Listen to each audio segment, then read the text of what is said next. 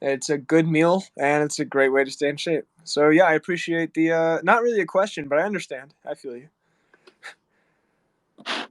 All right. So great. Thank you very much for your input. I appreciate that. And you have a good one. All right. The Layered Witch Project. Hello. Hey, Johnny. How's it going? Dude, it's good. How are you doing today? I am highly caffeinated. Dude, me too. I'd love to see it. Um, Absolutely. man, I just gotta admit, your lyrics, your writing is probably the best of any musician I've ever heard. Where do you draw such raw inspiration from? Shit. Thank you.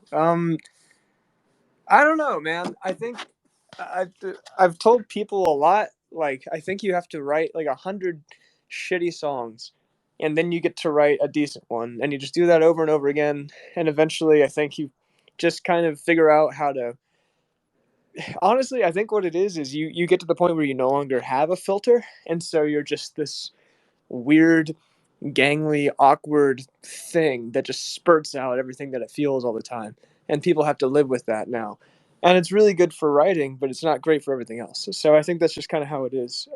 You just write as much as you can over and over until you get to the core of how you feel, and eventually you just spit it out.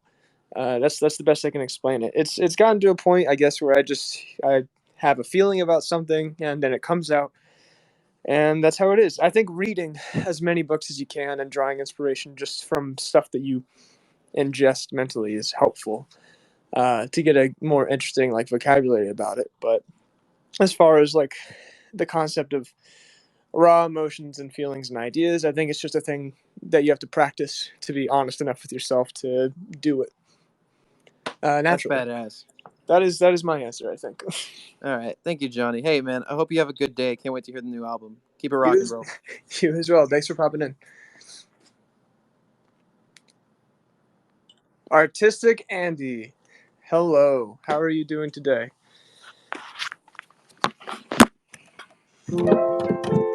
It disconnected me for like half a second, but hello. Hello.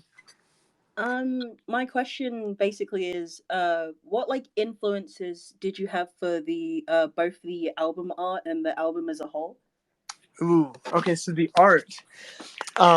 The art was really cool. Knew I actually had a lot of trouble figuring out what I wanted the art to be. And I had specific ideas about it for a long time and then realized that all of them were terrible. And so what I did instead was I looked around Oklahoma and tried to find just an artist that had a style that spoke to me, I guess. Not really a specific idea for what our art would be, but just trying to find a good style. And I happened upon this girl, Gentry Leach, who is the artist that did our art. And we met for coffee, and I kind of talked about that I needed album art, and we both had like a strong appreciation for Stanley Donwood, who is the artist that does all of Radiohead's art, and Yeah. we had a lot of the same feelings about a lot of things.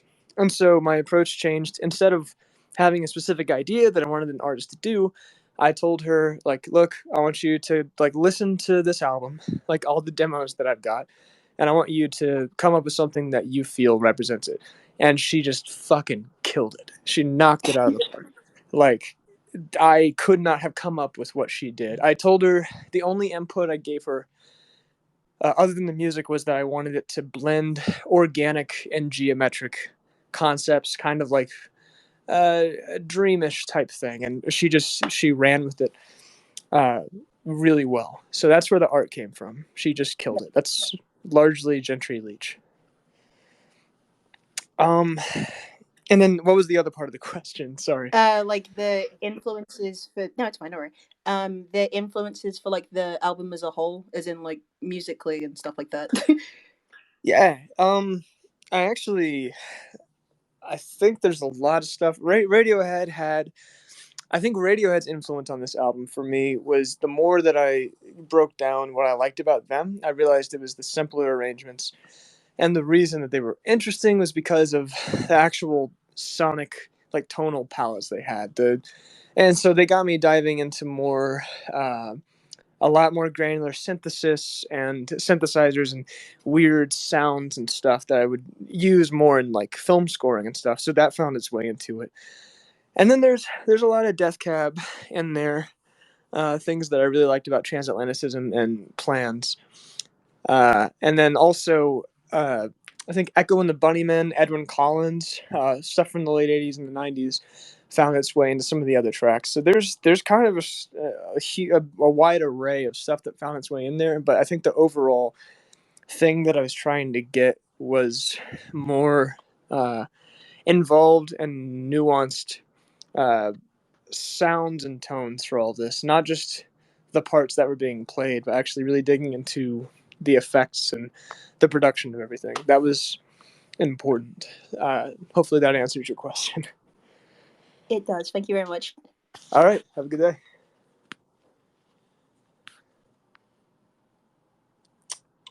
Yellow. Oh, hello. How's it going? Oh, hi. I'm good. Um, before I just want to say, the single that just came out, Stars. Yeah. Beautiful.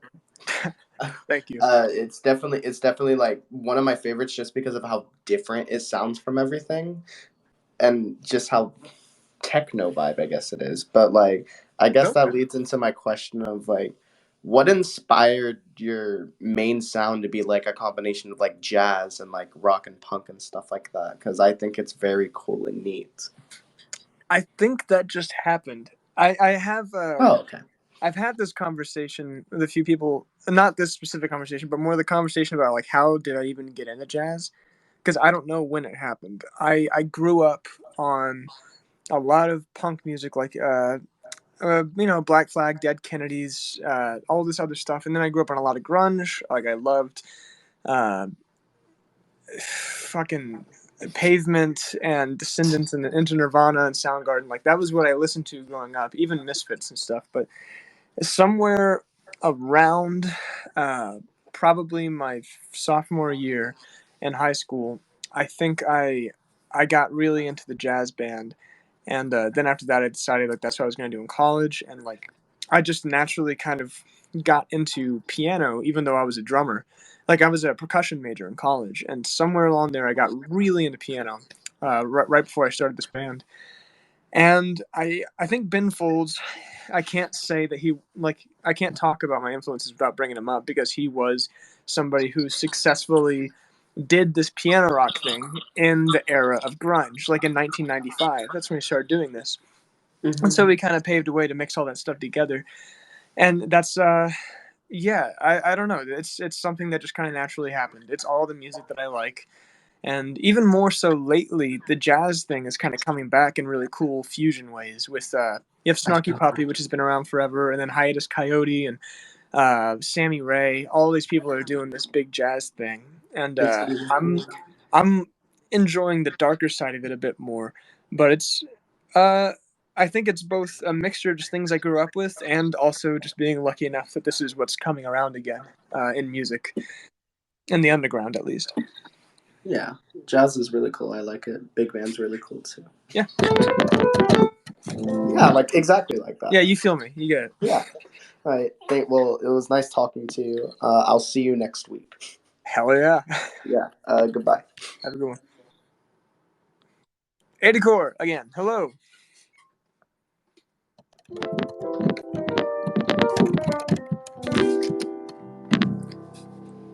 What is your question?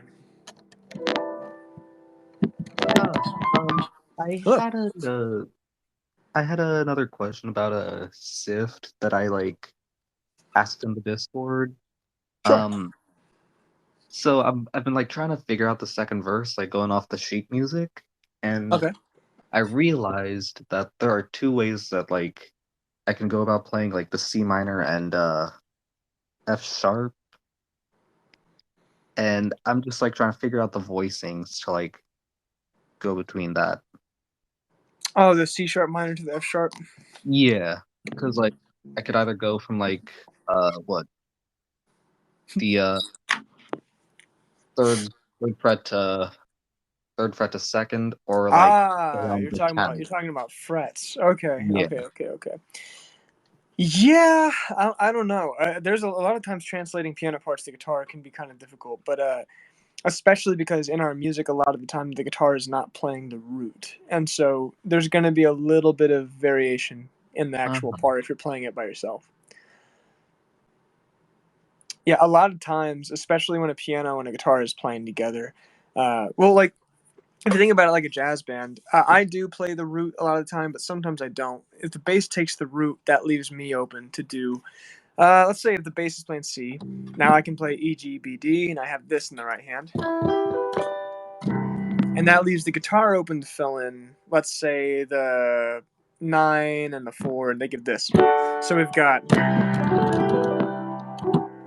And so basically, the super complicated thing that I just did, what I'm trying to explain is a lot of the guitar parts you're going to hear in this will not make a lot of sense on their own. They only make sense in context. So whenever you're wanting to play these, you'll have to mess around a bit and come up with different ways to transport them to another instrument. So feel free to, figure out what works, because it's definitely going to be different no matter what you do, I think.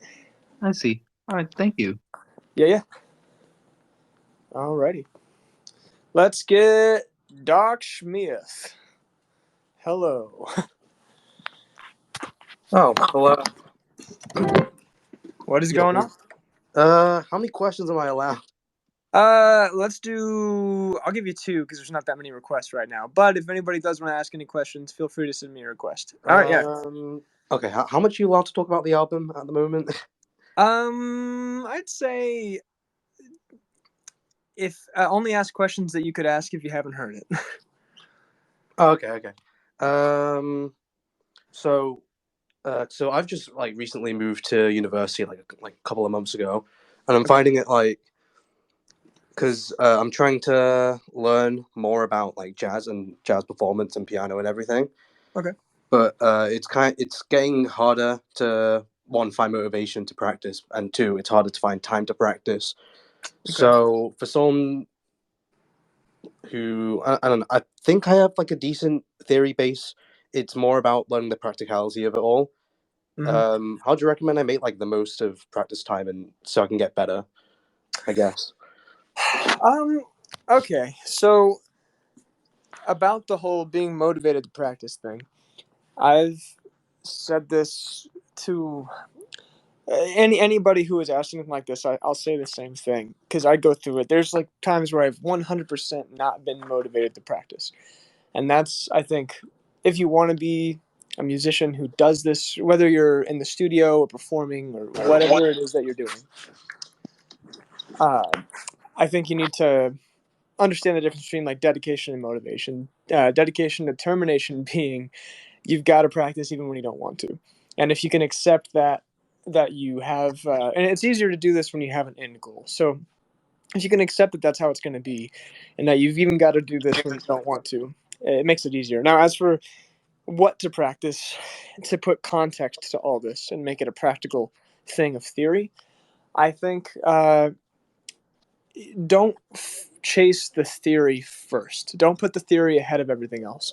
I think first you need to find the music find the players that you like, find the songs that you like, figure out who plays them, break them down, and figure out learn the songs. And then once you do that, figure out what's happening in the theoretical sense.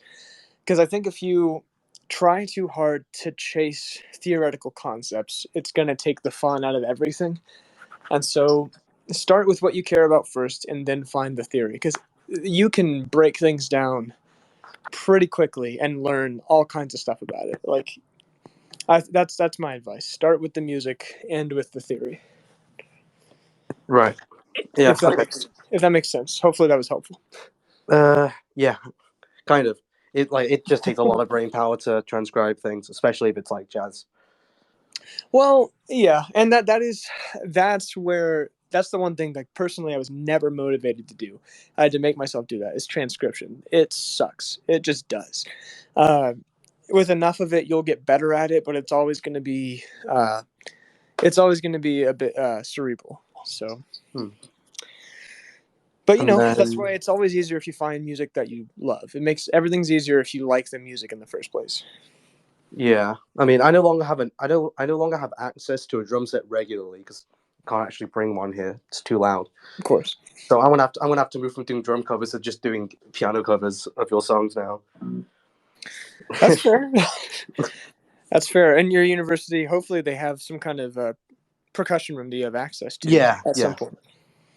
It, All it right. There's one in the practice room. It's just got like Zildjian 80s and silent strokes, so it's not the best. Oh But you God. make do.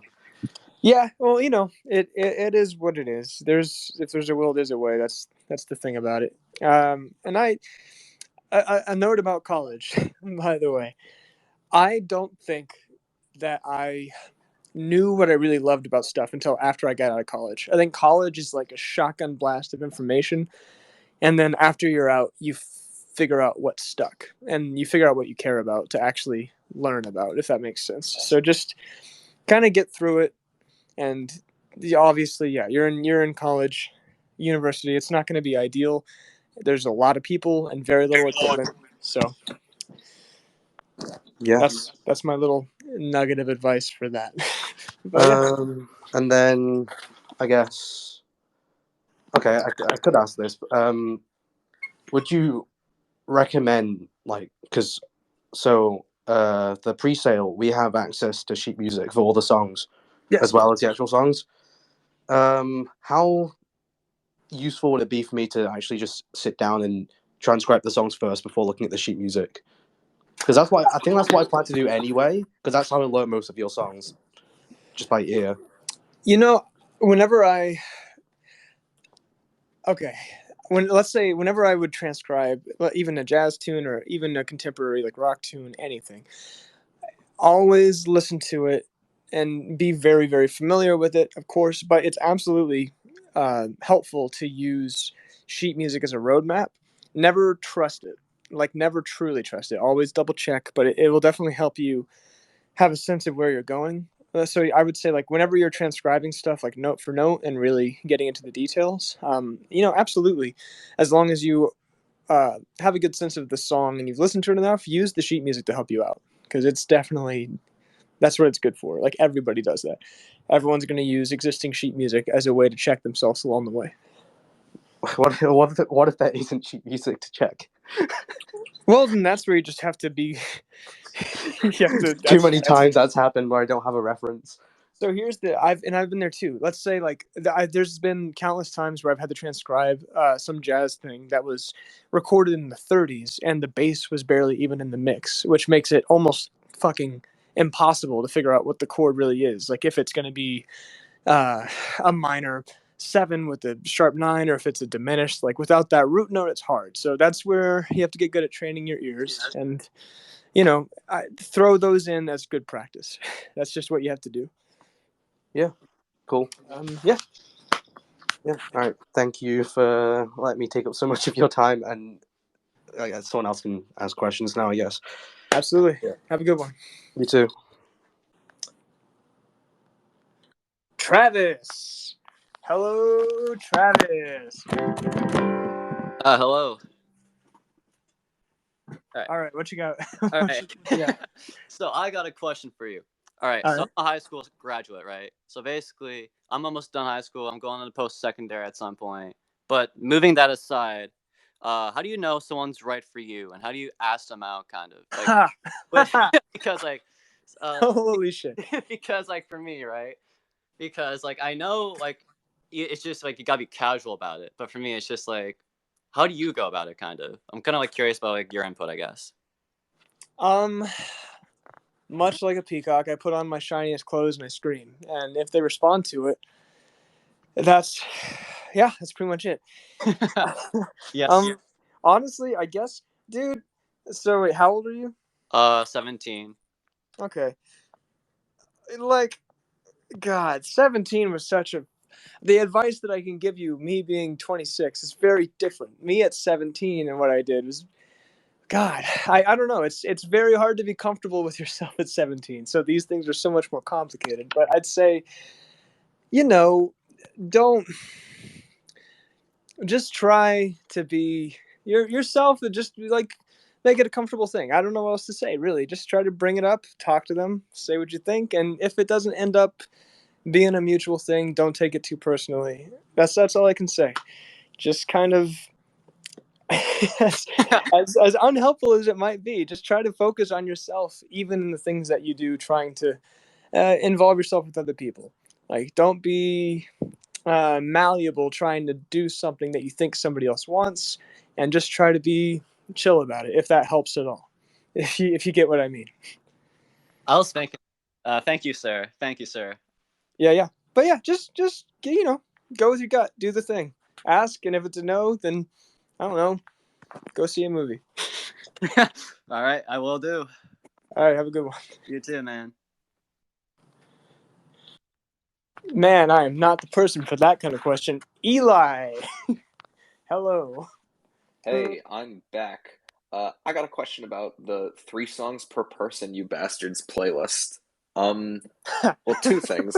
I wanted to Yeah. ask, were you at all surprised by a lot of your fans' taste in music? And also, did you find any new music in that playlist that you really enjoyed? I am finding some new music. I'll tell you, it's fucking huge. So like right now, I'm still working through it. My thing with music, like I definitely refer to that whenever I'm at a loss to figure out what to listen to. I I'm still working my way through it because well, I like a lot of people. I think sometimes I'll have my moods where I've got to listen to the right thing, and I don't trust that playlist quite enough to not throw me into some weird musical tangent. But I'm I wouldn't say I'm quite surprised by what people are listening to. I'm at this point. I'm not really surprised how much music I don't know. There's just so much of it, but I've definitely found some things that I dig, for sure. All right, cool. Yeah. Thank you so much. All right. Have a good one. Sierra, the study vampire. What is your question?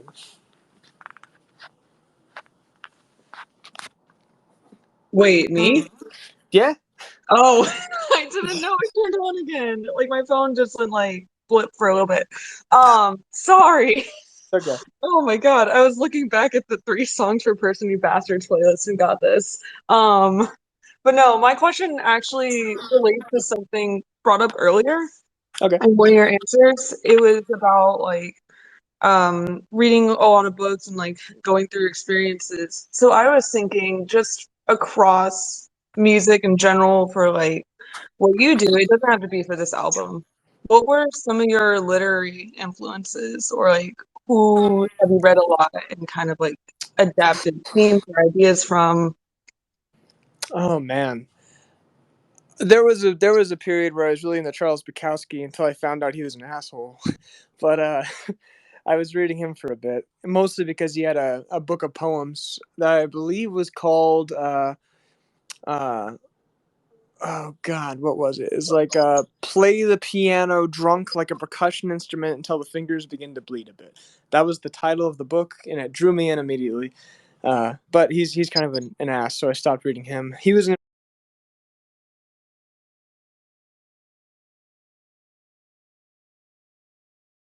from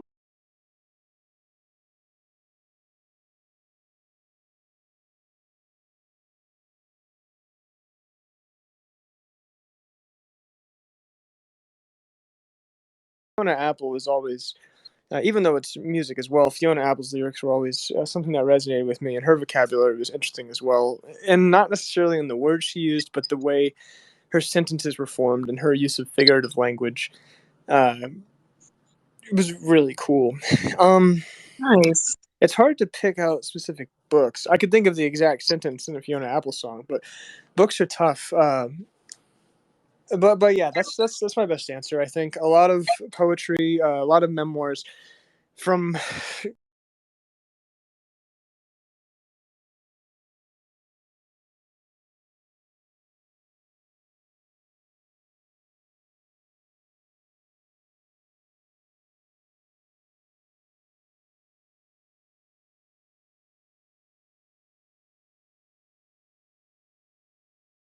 Ooh, you know what? You know what?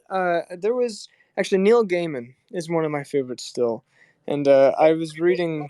I know American Gods and Good Omens is two of my favorite books right now. I still love Chuck Palahniuk as well. He's got a bunch of books. I think Lullaby was my favorite from him.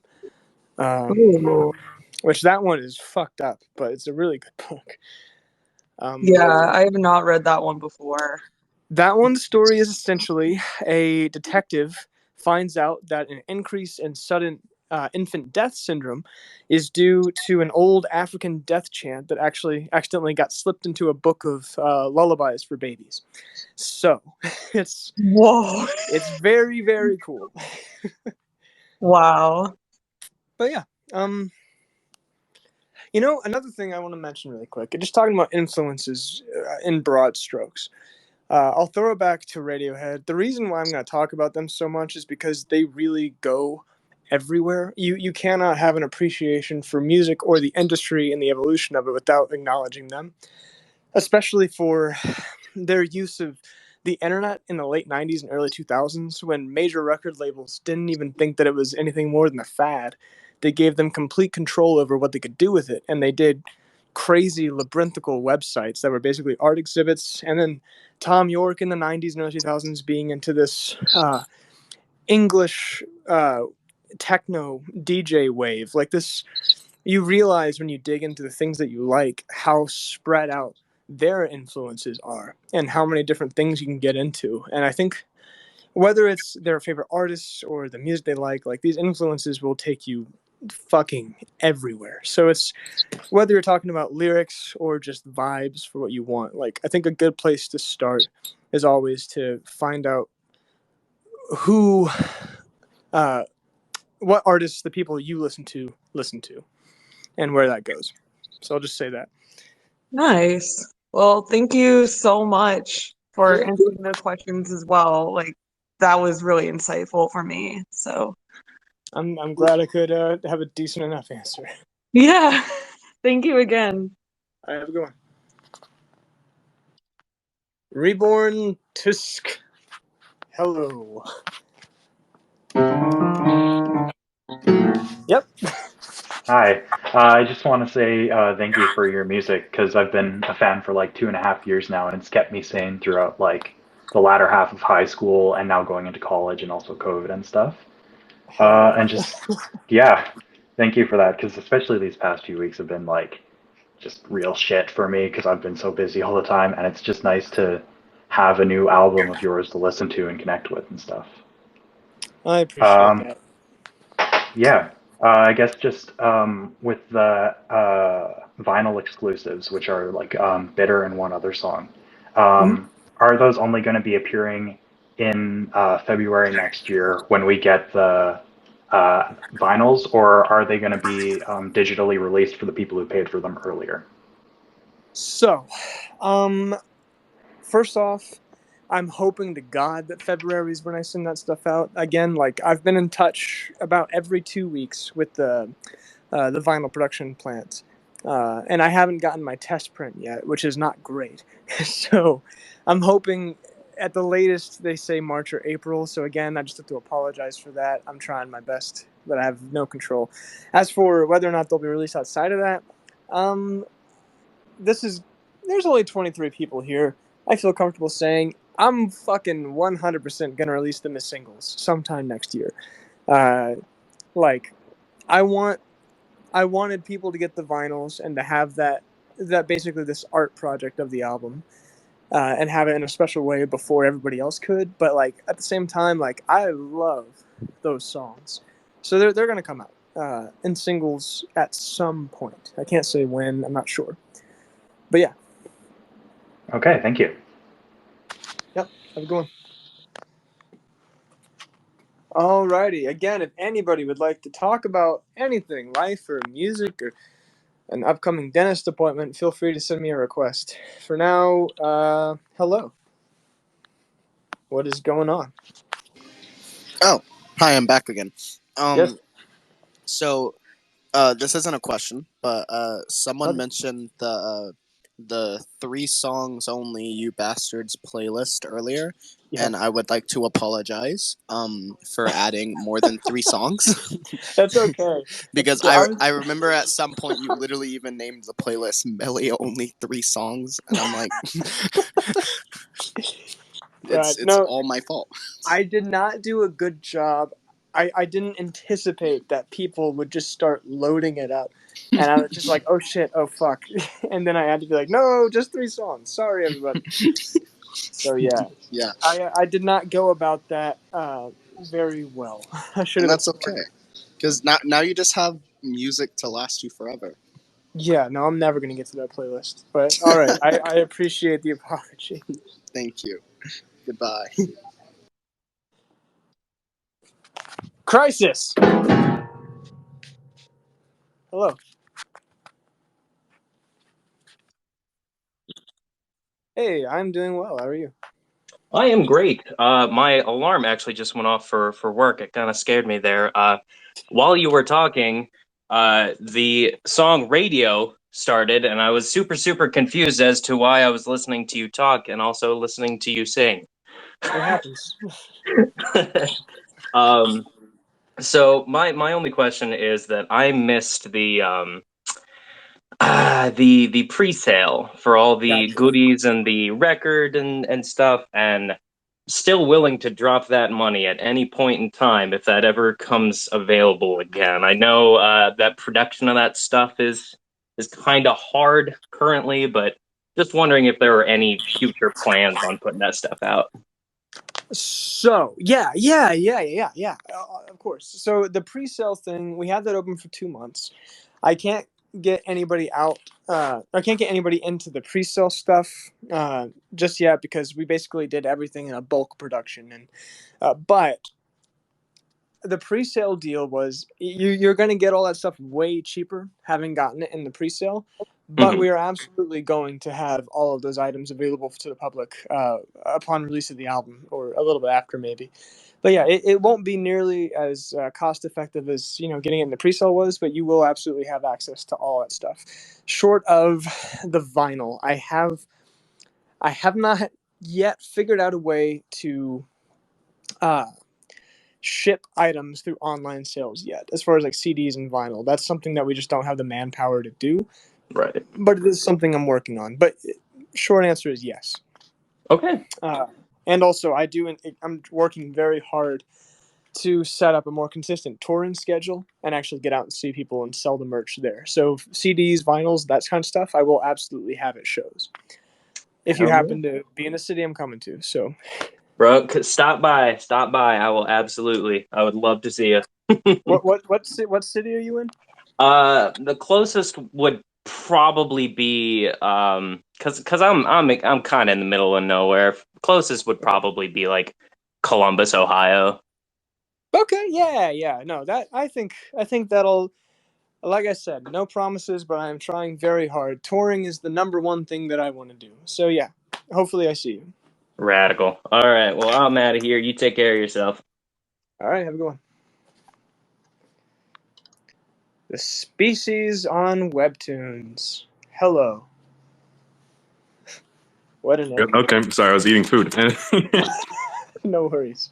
Okay, so I didn't really have a question. I just wanted to. Okay, as someone who lives in Oklahoma, like we both do, what's your favorite place in Oklahoma? That's all I really just want to know.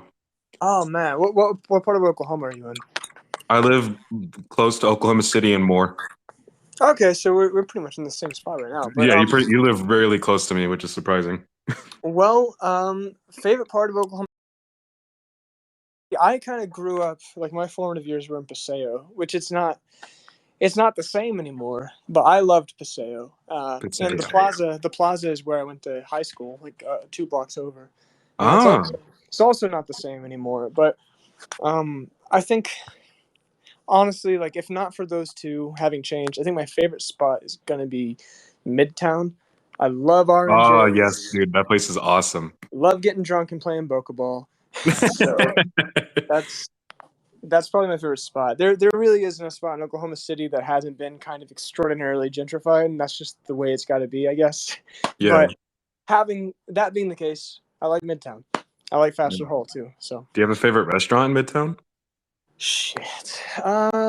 Stella. Honestly, I love Mm. Italian. Love Italian food. All right. Mine's Tamashi. It's a ramen shop, but you know. Ooh, You've you been know to what? Tamashi? Oh yeah, I love Tomashi. You know Oh what? my I gotta gosh, say, that place is so good. my favorite restaurant in the city right now, though, if I gotta be specific, is gonna be. Sorry for everyone. Fuck you if you don't live in Oklahoma, but it's gotta be. It was Gun Izakaya. Now it's Goro Izakaya. The Japanese street food / ramen house in Paseo. It is the udon curry. Yeah. Is amazing. I love curry ramen. So yeah. All right. That's my answer. That's pretty pretty specific. Okay. Well, that's all I wanted to ask. I can't wait to see you next week. It's Oh gonna be yeah, awesome. And I'm also, I'm gonna fucking lose my shit. I'm ready for this. and also, Melly, I know you're listening to me. Hi, Melly. You smell. Fantastic. All right. Yeah, I'm off. All right, have a good one. Yellow. Once again. Again, floor is open to anybody. I'm happy to answer multiple questions from the same people. But if you feel like you have anything, hop on in and give me just the weirdest question you can think of. All right, Melly, what you got? Okay, so that guy who just came in, I know that guy. I'm so scared for what's about to happen. No, he just mentioned places in Oklahoma because I live in Oklahoma too. I live in the same area. We should all get brunch together. But no, you should you should try Koala Tea. It's a smoothie shop. And Ooh. it's like off like 104th and Western. It's really good. It's like boba and stuff. You should try it. It's very good. Is that north or south? South 104th and Western? Yes, it's like. See, that is right where I'm at. That'd be. Oh okay. my god, that's really funny. Okay, well I have to go to class now, so that's gonna be the last question I do. But like, All right. yeah, it was very nice talking to you. If I get any more in depth about this, people are gonna hunt me down. But yeah. Oh yeah. You know what? You're right. Honestly. Goodbye. Ben. Fuck you. Hi, Ben. Benjamin. What you got there, Ben? Nothing, man. I just wanted to hop in and let you know I love you, and I hope you're having a good day. I love you too. Hey, really quick, Ben. Let's just get everybody in here. Everyone say hi to Ben. Everybody say hi to Ben. Hello, Ben. Hello. Yeah. Yeah. There we go. What's up? Not everyone's hopping in, but you get it. Yeah. Go, Ben. Yeah, I'm just at work, so listening to you. Hell yeah. Well, all right. I love you, Ben. Love you too, bud. Bye. All right. Have fun at work. Soul, what's your question? Hi, big fan for the past couple of years. I have a bunch of friends that love the band as well. I was just wondering because I have a couple of streamer friends and they've been wondering this. Is the music for the new album coming out in a few days, like, are they able to play that on stream? Like the DMC free? So that's actually something a lot of people ask about that, like if they can stream our music and stuff like that. We're through CD Baby. The best way I can say this is like the publishing and distribution that we use is not exactly super under our control. It's kind of like a blanket thing. And so when stuff gets tagged, it's not like we're going through and individually doing it. It just gets caught in that net. And so you can absolutely do it, but I have no promises that it's not going to get flagged. I just don't know. I am wanting to. That's something I'm looking for in 2022. Is a more specific distribution method that I actually have more control over things like that to allow people to do that kind of stuff. But yeah, sorry. I wish I could be more help with stuff like that. Yeah, it's okay. Thank you. That was the only question I had. Where are you from, by the way? I am Irish. That's just so cool. I'm a dumb American, and the Irish accents are just the coolest thing. And the fact that we have fans listening out there blows my goddamn mind. Thank you so much for listening. That's so cool. Thank you. Really enjoy music. All right. Thank you very much. You have a good day. Bye-bye. Ireland, man. We're in Ireland. I want to go to Ireland. They've got fucking sheep. Hello, Alexander Muniz. What can I do for you today? You are Alex. Hello.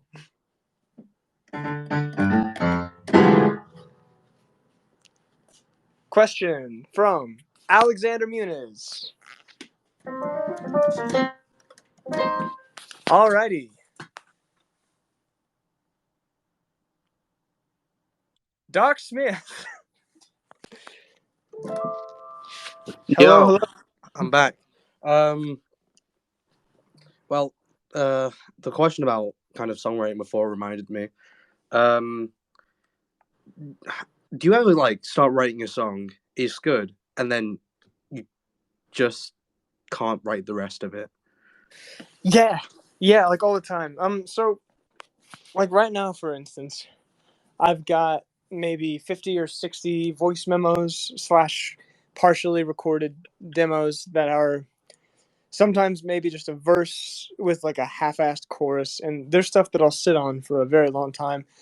Sometimes I'll have a day where I know what to do with it and I finish it.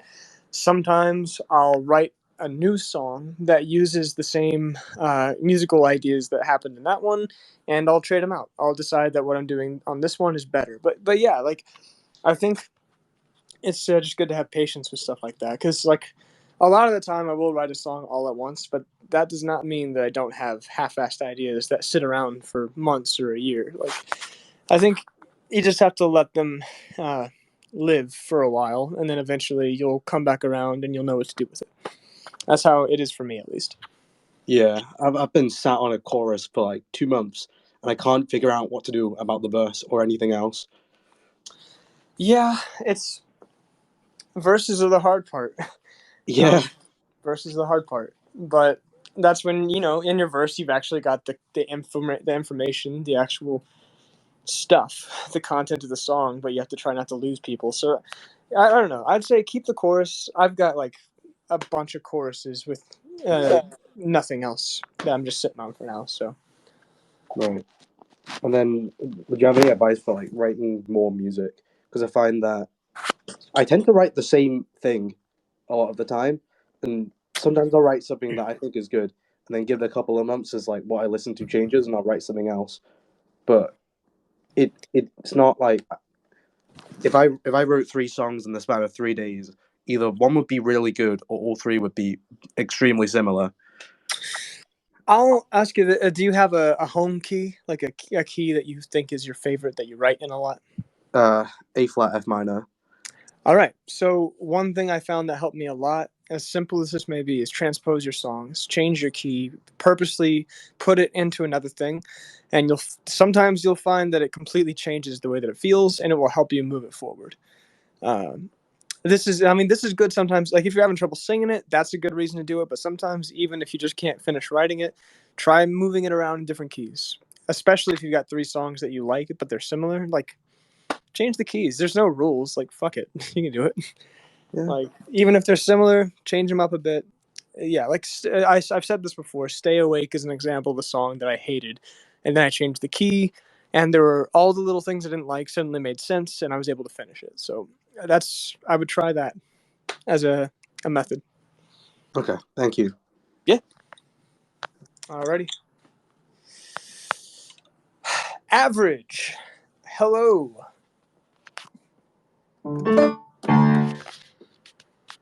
How is your day going? What do you got? What's your question or statement? Hey, I'm another Ireland person here, and I was just wondering, have you guys ever thought about doing like a gig in like UK or Ireland? Because I mean, I can't make it to Oklahoma, so I've I've thought about it a lot. I it's one of those things that like absolutely I want to do it. I have every intention on doing it, but it's the logistics of that kind of thing are complicated, and when it comes to just to say something about booking agents, even at the place that we're at right now, things are starting to get pretty good. We're starting to pop off just a little bit. We've got a great group, a great fan base. Like, you guys are fucking awesome, and you're super supportive, and that is taking us a long way. With booking agents, it's hard to sell them, even on a domestic tour in this country. And selling them on an international tour with flights and lodging and moving or renting equipment, like, it's a big ask. But I can't Yeah. say I'm not. It's something that I entirely want to do. I plan on doing it.